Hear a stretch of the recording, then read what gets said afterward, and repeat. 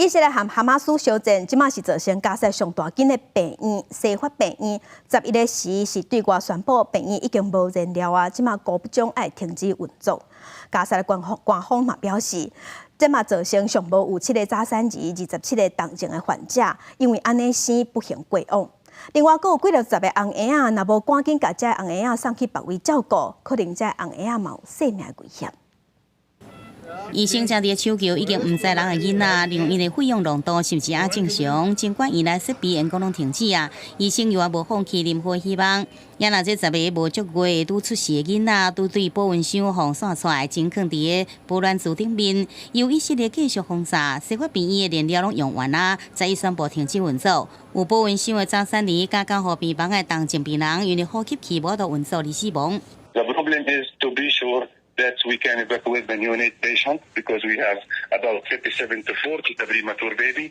We have about 17 other patients in the ICU, and we have about 600 admitted patients already operated which need a medical care. 联合国人道事务协调听讲，加沙地区总共有36间病院，即阵大约有20间无搁再运作。加沙走廊卫生部是讲，以色列的无情封杀甲地面的报复行动，已经造成11000多人死亡，其中大部分拢是民众甲儿童。也若以色列是支持哈马斯伫病院下骹来挖崩坑，真侪暗号，毋过哈马斯是放任。 Do you bear right now, we're responsibility? focused on one thing. Do you bear We some all bear responsibility. Okay.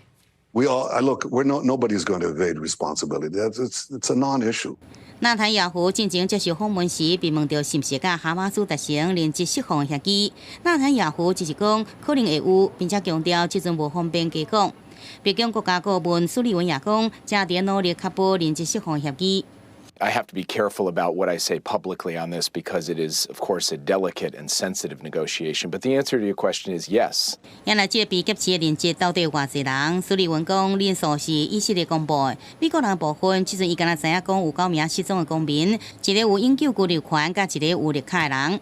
公视新闻，新乐培编译。